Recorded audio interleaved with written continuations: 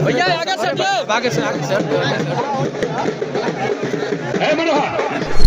घर तो उनका उन्नाव है, घर तो उनका उन्नाव है।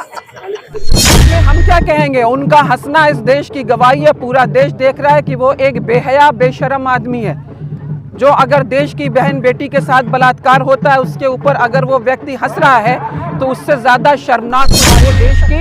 ये लोग सिर्फ हिंदू मुसलमान करना जानते हैं। क्रिसमस के त्यौहार के ऊपर जगह जगह इन लोगों ने गुंडागर्दी की है। सरकार प्रदेश में चल रही है, तब से पहलवानों की दशा बहुत खराब चल रही है। वजह क्या हो सकता है? अच्छा, आपकी दशा ठीक है? नहीं है ना? आप यही के क्षेत्र जहुराबाद में विशाल दंगल हो रहा है। बहुत दूर दूर से पहलवान आए हैं, क्या कहेंगी आप पहलवानों के लिए?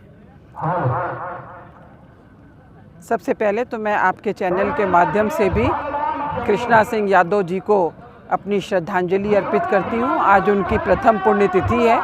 इस अवसर के ऊपर आशुतोष जी ने इस दंगल का आयोजन किया है और तमाम यहाँ पर प्रदेश के और राष्ट्रीय स्तर के भी पहलवान इस दंगल में भाग लेने के लिए आए हैं। समाजवादी पार्टी की सरकार ने हमेशा पहलवानों का सम्मान किया है और इसके संस्थापक रहे स्वर्गीय मुलायम सिंह यादव जी स्वयं भी पहलवान थे। निश्चित रूप से हम लोगों ने सोचा है 2027 में समाजवादी पार्टी की सरकार माननीय अखिलेश यादव जी के नेतृत्व में बनेगी और पहलवानों के लिए मैं उनसे भी निवेदन करूंगी कि कम से कम 10 लाख रुपए की सम्मान राशि, जो इस क्षेत्र में उत्कृष्ट जिनका प्रदर्शन हो उनको 10 लाख रुपए की सम्मान राशि से सम्मानित किया जाए। और इसके साथ ही सिंगेरा में एक वर्ल्ड क्लास सुविधाओं से सुसज्जित अखाड़े का निर्माण भी यहाँ पर होगा। मंत्री जी, जब से योगी बाबा की सरकार प्रदेश में चल रही है तब से पहलवानों की दशा बहुत खराब चल रही है। वजह क्या हो सकता है? अच्छा, आपकी दशा ठीक है? नहीं है ना? तो पहलवानों की क्या, सच पूछिए तो प्रदेश में जो भी है, चाहे वो पहलवान है, गरीब है, किसान है, मजदूर है, आम इंसान है, सबकी दशा खराब है। किसी पर उनको विश्वास नहीं है। अभी आप लोगों ने देखा होगा कि इस बात पर उन्होंने कहा कि उनके पार्टी के ब्राह्मण समाज के कुछ विधायकों ने आपस में मीटिंग की तो परेशानी हो गई है। उससे पहले क्षत्रिय समाज के लोगों ने आपस में मीटिंग की।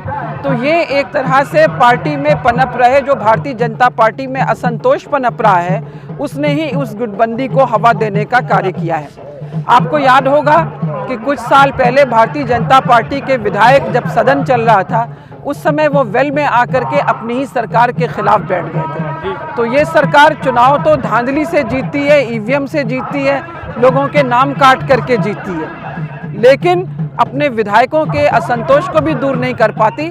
आम जनता की क्या बात है, स्वयं उनकी पार्टी के सांसद और विधायक उस सरकार से खुश नहीं है। उनके सरकार का आलम यह है कि हुक्म सरकार की पहुंच मत पूछ, अहले सरकार तक नहीं पहुंचा।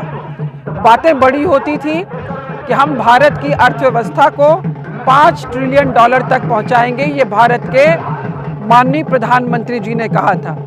और आज की तारीख में अभी कहां पर हैं?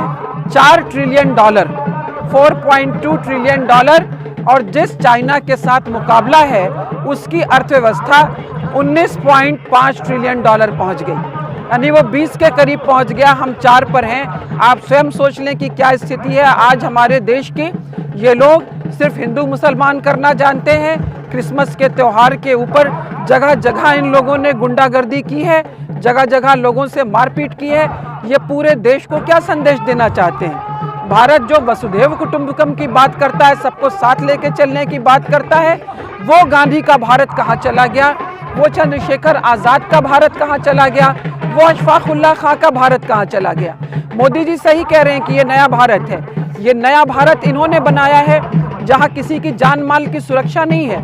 क्या ये नया भारत है जहाँ पर अगर क्रिसमस का त्यौहार है तो वहाँ पे गुंडागर्दी हो रही है? क्या नया भारत इसको कहते हैं कि कोई भी इस राज्य में सुरक्षित नहीं है? हद यह है कि खुद भारतीय जनता पार्टी के सांसद और विधायक स्वयं को असुरक्षित महसूस कर रहे हैं। अर्थव्यवस्था रसातल में चली गई है। स्वयं भारत के प्रधानमंत्री ने कहा था कि जब किसी देश की डॉलर के मुकाबले रुपया कमजोर होता है तो उसकी अर्थव्यवस्था नीचे गिरती है। और डॉलर 90 रुपए आप सोचिए पार कर गया था, बीच में बड़े समला भी तो क्या आज भी 79 के पार है। तो इसलिए इस सरकार को बदलना है, ये सबने मैम आप भी महिला हैं और ओम प्रकाश राजभर जी से जब उन्नाव की लड़की का जो रेप हुआ उसका पूछा जाता है, प्रश्न की छूट गया है अपराधी, तो ये हंसने लगते हैं। क्या कहेंगे ओम प्रकाश राजभर जी के बारे में? इसमें हम क्या कहेंगे, उनका हंसना इस देश की गवाही है। पूरा देश देख रहा है कि वो एक बेहया बेशरम आदमी है, जो अगर देश की बहन बेटी के साथ बलात्कार होता है उसके ऊपर अगर वो व्यक्ति हंस रहा है तो उससे ज़्यादा शर्मनाक कुछ हो नहीं सकता है। और हम यही कहेंगे कि ऐसे व्यक्ति से देश की जनता को इस्तीफा मांग लेना चाहिए। वो विधायक रहने के लायक भी नहीं है, उनको अपनी भाषा के ऊपर नियंत्रण रखना सीखना चाहिए। वो केवल समाजवादी पार्टी के माननीय राष्ट्रीय अध्यक्ष जी के ऊपर लान तान करते हैं, इससे बाज आएं और देश की बहु बेटियों का सम्मान करना सीखें। बहुत बहुत धन्यवाद। मंत्री जी, मोहम्मदाबाद क्षेत्र में शर्मा परिवार पीडीए का, आप समाजवादी के लोग पीडीए चिलिक रहे हैं और पीडीए का एक मुहिम भी चल रहा है। मोहम्मदाबाद में महा पीडीए चौपाल लगने वाला था और प्रशासन के लोग दबंगई से एक शर्मा प्रधान को, जिसका नाम है भुवर प्रधान, उनको गाली गलौज दे करके और अखिलेश जी का पोस्टर होर्डिंग उतारी गई है। अब तक गाजीपुर के मेन बॉडी के लोग, समाजवादी लोग चुप क्यों हैं? नहीं, वो उसके ऊपर करेंगे, ये अत्यंत निंदनीय है। समाजवादी पार्टी और हम सभी लोग उसकी निंदा करते हैं। बाकी माननीय सांसद जी उसमें जो तय करेंगे वो करेंगे, उनका क्षेत्र भी है। तो सभी लोग, वो गलत हुआ है, निश्चित रूप से गलत हुआ है, हम सब लोग उसकी निंदा करते हैं। धन्यवाद।